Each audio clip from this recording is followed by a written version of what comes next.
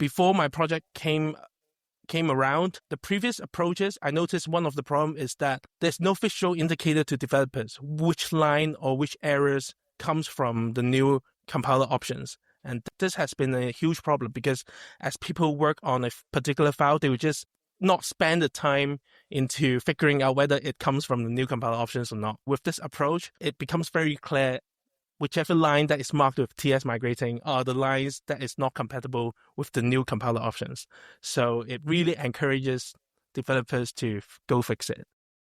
That way we can just have one, and it's the one, and then we have the one we're going to, and that's it. And that's nice.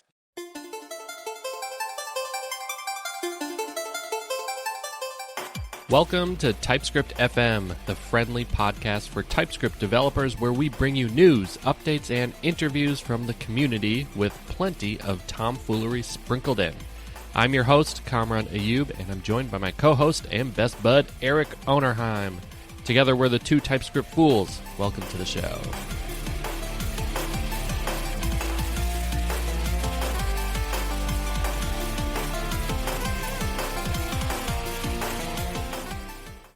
We have in the studio today, we have Jason Yu. Hi, Jason. Oh, hello. We like to bring on folks that are not fools so that we can go deep onto different subjects. I was hoping I could join you guys as a fool. Oh, okay, great. Okay, We've got the three fools in the studio today. Fantastic. Excellent. Jason, for those that don't know you, do you want to quickly introduce yourself and explain what you've been working on so people can get to know you a little bit better? Sure. Hi, guys. I'm Jason. I recently started a YouTube channel talking about TypeScript stuff or JavaScript stuff. I recently got unemployed. So if you're hiring, reach out to me. Well, I will say I am really enjoying your YouTube videos because I watched your Iffy video and it rocks. It's really good. Thank you so much. Yeah, I really am going to go and use that switch const pattern now because that has always been in the back of my brain as something that's kind of weird and like not super ergonomic. So that's a cool pattern. But the thing is, Iffy, a lot of people actually they're not familiar with it. So a lot of the times teams try to not use it as much as possible. But yeah, I hope I can actually advocate about Iffys and people are not less reluctant to use it. Yeah, no, it's a super cool feature in the language that I think a lot of people have forgotten they can still use. Yeah, it used to be that you would do it all the time when we were doing a lot of jQuery stuff. Like you'd always have to wrap your window load event or whatever in an Iffy. So it's fun. It's fun to see that again. And I originally came across you because you were talking about better ways to handle exceptions and type them and get the typing correct. So I think people should definitely go check out your Iffy video. And I think you also have an exception video like don't throw errors type of thing. So I think that's pretty sweet. So before you got into open source and creating this YouTube channel, I believe you worked at Bloomberg. Is that right? Yep, correct. My last place was at Bloomberg. I've been there for 2 years. Yep. Nice. And what kind of stuff with TypeScript did you do there? So it's a lot of in-house technologies. They are all super cool. They built basically the main product of Bloomberg, right? The terminal is all a custom-built browser that has a lot more features than a normal browser that uses TypeScript to interact with the UIs and stuff. So yeah, in there, I had a fantastic 2 years learning all about the internal tech in there. But there's not much I can say about the tech itself, obviously. But yeah, one of the most interesting projects before I left was to help the team because my team at the time had a code base that is one of the first in Bloomberg to switch to TypeScript. So naturally, it had a lot of early TypeScript, early TypeScript features that we do not advocate people use nowadays. Yeah, that's the way to put it. So we wanted to, for example, strict mode is one thing that we always recommend people use nowadays. It's almost like a default, but for code base that many years old, it's very hard for it to switch to strict mode right away. So over the years, there has been a lot of different initiatives to try to improve the situation. But only until my solution came up, the situation seems to be more controlled. Because previously, a lot of different approaches does not stop people from introducing strict errors to the code base. Mm-hmm. So my solution basically prevent people from doing that while encouraging developers to fix strict errors as they see them. Yes. So this solution that you're talking about is exactly, I think, what we want to dive a little bit deeper into, because I think, correct me if I'm wrong, but this experience sort of birthed a new tool that you just recently created called ts-migrating. Do you want to give people a little overview of what your tool helps solve? Yeah, ts-migrating is directly inspired by the project that I did in Bloomberg. The project, the one I did in Bloomberg is only for strict mode, but I realized that the approach is actually so great that I could make it possible for users to migrate to any sort of compiler options. For example, the new erasable syntax only option, and also a underrated option called no unchecked index access. I always turn that on, but most of the code base I see do not have that on. And a lot of bugs that I've seen is actually coming from that particular option. But yeah, this project allows you to progressively upgrade your TSConfig as you go. Yeah, that's awesome. And I think both me and Eric have been part of modernization projects. At Target, we were migrating from JavaScript to TypeScript. So at that time, we did have the opportunity to start with a brand new TSConfig. But like, for example, my project, my own app, has been around for 10 years, and it's been using TypeScript for about that long. So my TSConfig is definitely has that legacy feel to it. Like, I don't have strict mode on. And this seems like a really great way to just sort of progressively enhance your code base with a large team, because then you can submit pull requests that slowly migrate stuff over. Do you want to kind of explain how people actually go about doing that? Like, how does your tool do that? Because that sounds really hard, like as far as to build something like that. But I think you've spent a lot of time making the developer experience really cool. Yeah, sure. So under the hood, the project has two parts to it. One part is the TypeScript language service plugin. A lot of people might not be familiar with TS plugins, but they are plugins basically for additional type checking or validation to do with IDE, but it doesn't affect the output of TSC. So when there are popular plugins like the SQL template, string template functions, forgot the name of the plugin, but it basically allows the IDE to understand the SQL you're writing within a string template, which is super cool. But that plugin would not be affecting the TSC output. It's only for IDE developer experience. So what I noticed was, as I was playing with the TS Server API, what I noticed is that I can make a fresh copy of your compiler options, make edits to it, and have the program emits different errors comparing to what it would have emitted. Yeah. So basically the plugin works by running through your program into the TSC twice with different compiler options.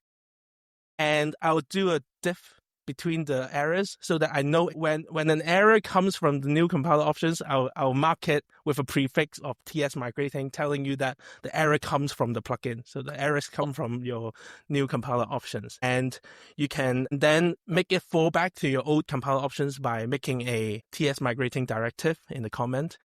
And yeah, so this is the first part of the project, which is the plugin.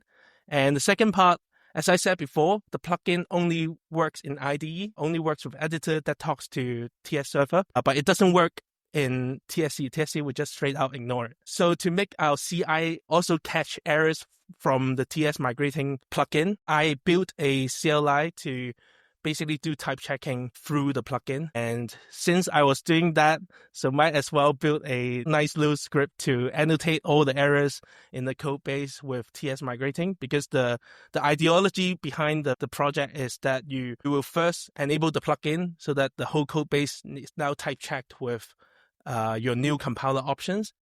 And then the second step would be running the ts-migrating annotate command which will annotate all the errors with the ts-migrating directive, so that you essentially kind of ignored all the incompatible lines with your new compiler options. Well, that's pretty cool because it gives you like a step-by-step, like, because you can then go and find all of the TS migrating to see, okay, it's not affecting my build, but now I have like this very greppable, or like even like a to-do tree type thing where you can just be like, you can march down the list and like fix things incrementally. Yeah, exactly. So I mentioned the Bloomberg project. So before my project came around, the previous approaches, I noticed one of the problem is that there's no visual indicator to developers which line or which errors comes from the new compiler options. And this has been a huge problem, because as people work on a particular file, they will just not spend the time into figuring out whether it comes from the new compiler options or not. With this approach, it becomes very clear whichever line that is marked with TS migrating are the lines that is not compatible with the new compiler options. So it really encourages developers to go fix it. Yeah, I really like your example in the README under the examples with the no unchecked index access, where it very clearly marks out like this is no good here. This line of code is no good in your new configuration. That's pretty cool. Yeah, so I was going to ask, where do I start after I do my npm install? I think the recommended workflow would be 3 steps. First of all, npm install TS migrating and upgrading the TSConfig so that it enables the plugin. Secondly, verify that the TS plugin is working by opening a file and make sure that the errors you would expect to happen when you enable the new compiler options happens. You can see that in the VS Code or whichever ID you use. And thirdly, run TS migrating annotate, which will essentially grab all the files that has that plugin enabled and annotate all the errors coming from your new compiler options with TS migrating.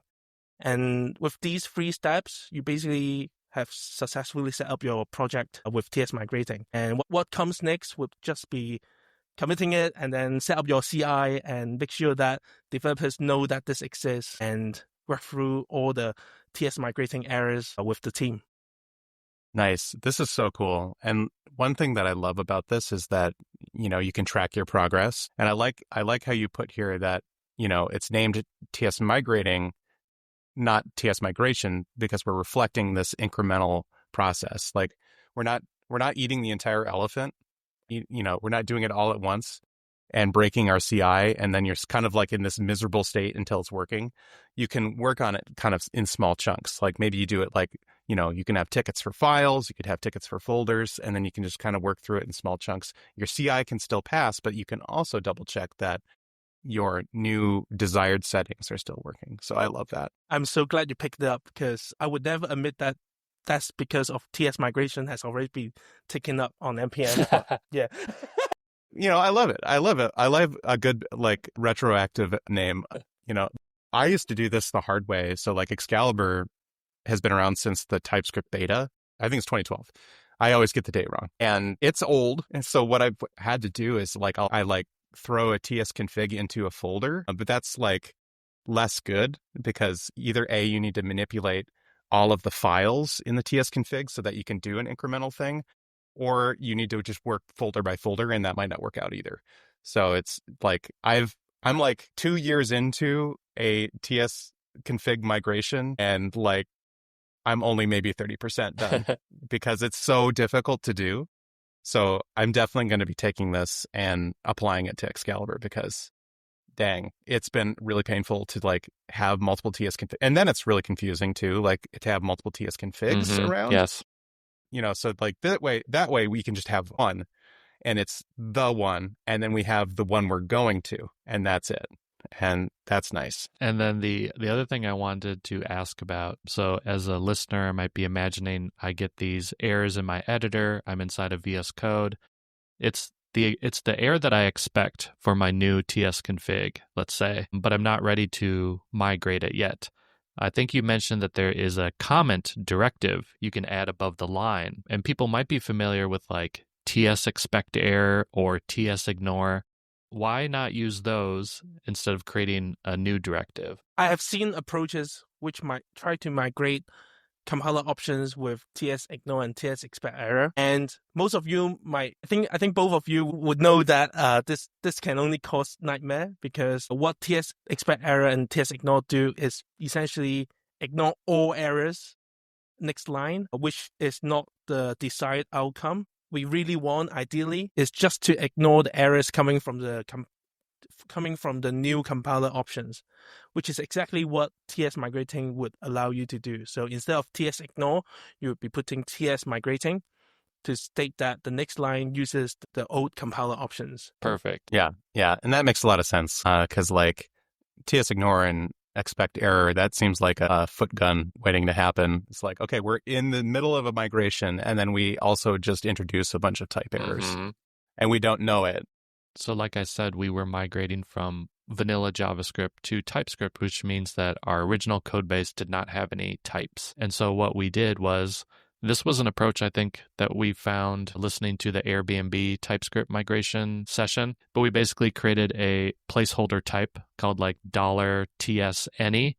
And so anytime we basically put that all throughout the code base that we were porting, so that we could generate a report of, here are all the places in the code base where we still need to add typings. But that was coming from vanilla JavaScript.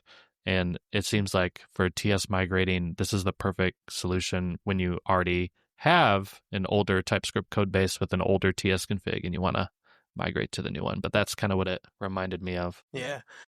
Eric mentioned about his project having multiple TSConfigs, right? And one great thing about TS migrating, I only realized it recently as I was testing out TS migrating. I was trying to use TS migrating on some bigger open source project like Feet and Vue.js, and I realized it works really well with multi TSConfig.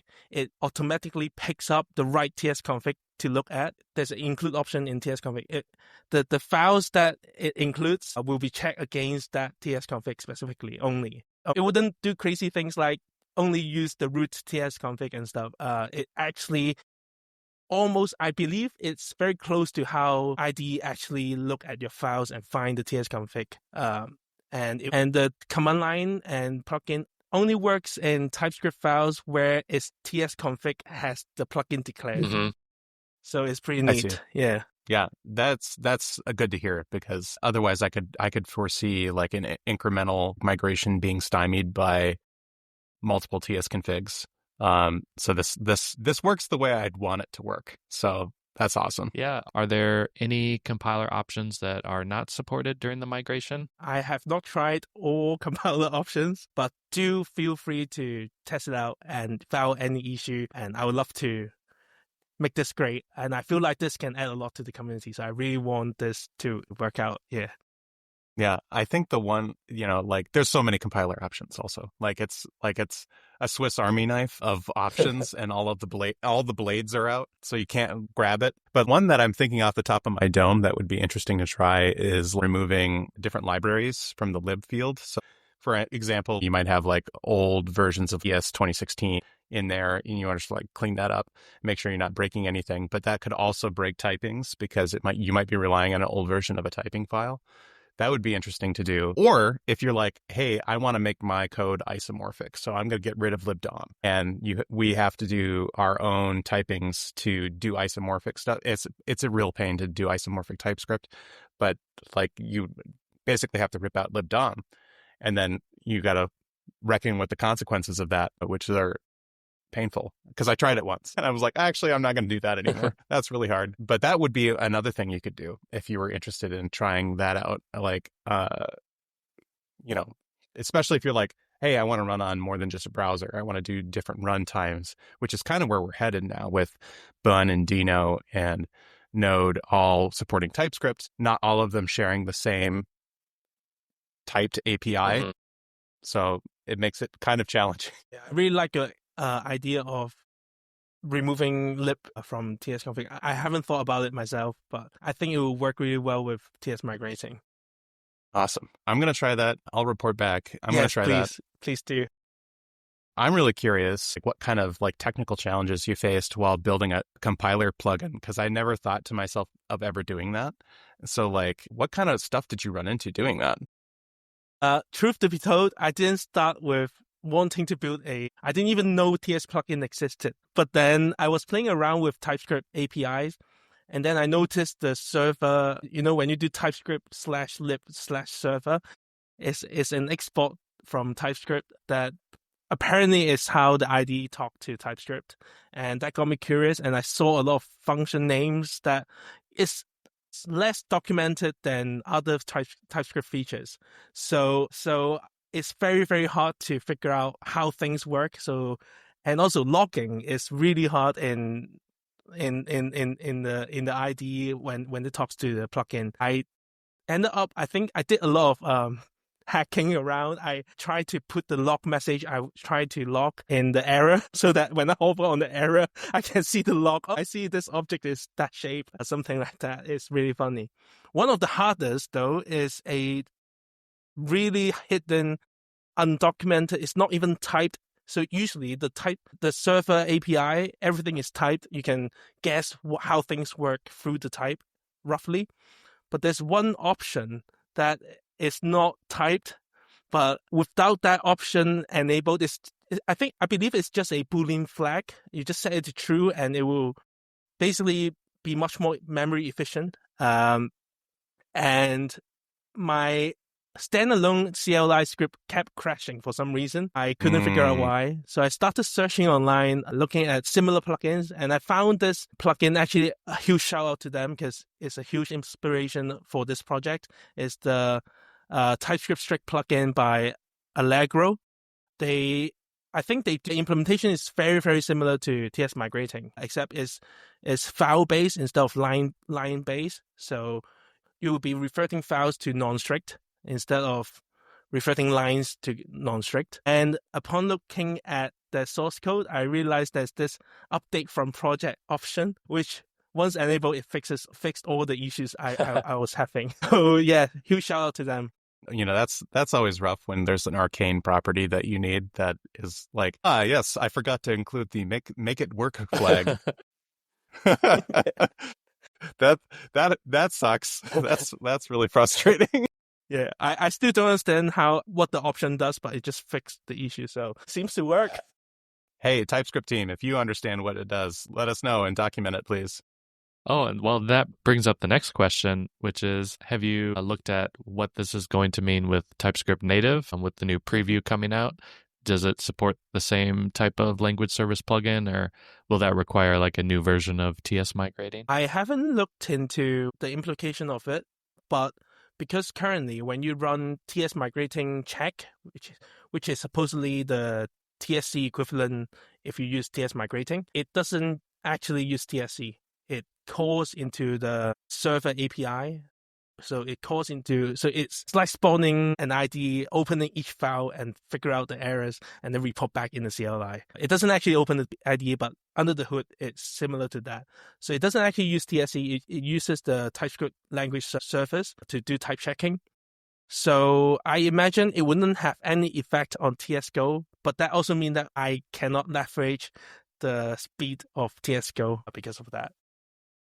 Oh, yeah. And I do know that they're working on redoing, like you said, they have their own bespoke language server implementation. They're working on making like one that's compliant with the language server protocol. So I imagine it's going to be different, just different enough to be really like painful. And yeah, I imagine you might have to do work, but at the same time, I think they said that they're going to keep parity between 6 and 7 for a long time. So we have a lot of time to solve this problem. Yeah, when that happens, I'll be sure to make sure that it works with the new APIs. Yeah. That'd be cool. Do you think, just sort of zooming out just a little bit now with your experience helping a really big team migrate compiler options, how would you recommend like teams decide which compiler options are worth adopting for their project? Like, do you think everybody should just jump onto erasable syntax only, or like, how would you work through that if you were on those big teams? I am personally very opinionated. I like things to be typed very strictly. Mm-hmm. So I personally would suggest turning on all the strict, no unchecked index, erasable syntax only personally. But I also understand that teams have different opinions and it can be hard to like agree on things. So I guess my advice would just be go with whatever the team wants, but use ts-migrating if you want to switch. Yeah. Let's flip on strict. Let's do that. It's nice to be able to catch like stuff that could go wrong at runtime. And certainly I have plenty of bugs right now in Excalibur that are because the legacy TSConfigs were so loosey-goosey. Like they were so loose about the types, especially like array index, because you could easily grab an undefined. And in the older versions of TypeScript, they would just let you do it. And then you just pass an undefined around, which in the way it manifests for me is that like I try to divide by an undefined, and then like you get nans, and nans are super viral in code, and they just propagate throughout your code, and you're like, where did this come from? Everything is nan. I don't know where it happened. I divided by undefined somewhere. It's like trying to find a nan in a haystack. It is like finding a nan in a haystack. It's exactly how it feels. So yeah, solve the problem before it's a problem. That's right.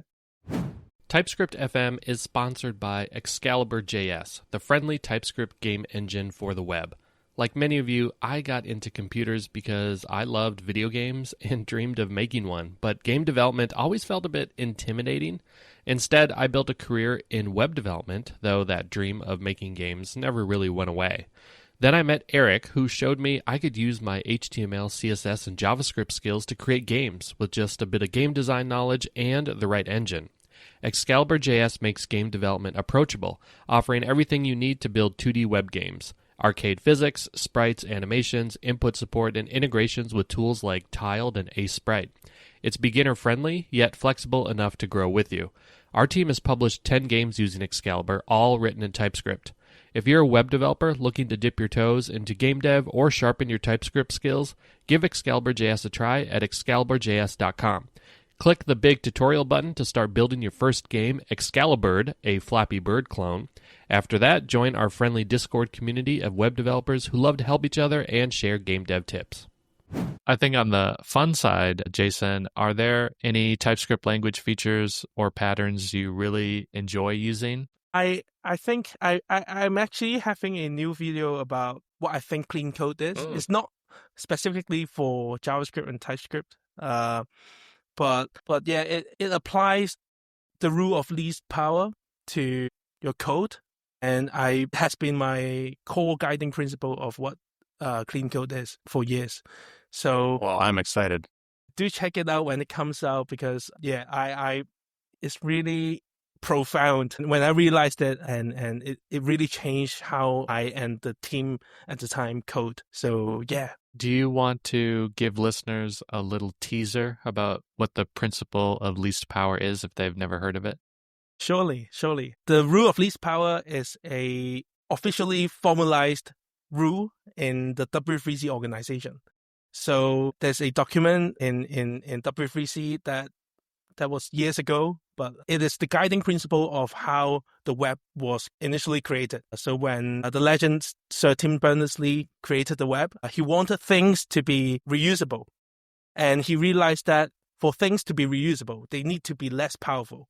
So let's compare regular expression with strings, right? Like you can put the same string in regular expression, but to understand a string versus understanding a regular expression, there's a huge difference, right? Mm-hmm. So the original rule of least power states that we should pick the least powerful tool or language for a particular purpose. And in my video, I'll be extending it to code as well. I believe that at every line of code, when you have a decision between a more powerful expression and a less powerful expression, always pick the less powerful expression, and it would use much more readable code. And I will be talking about it more in my video. So stay tuned.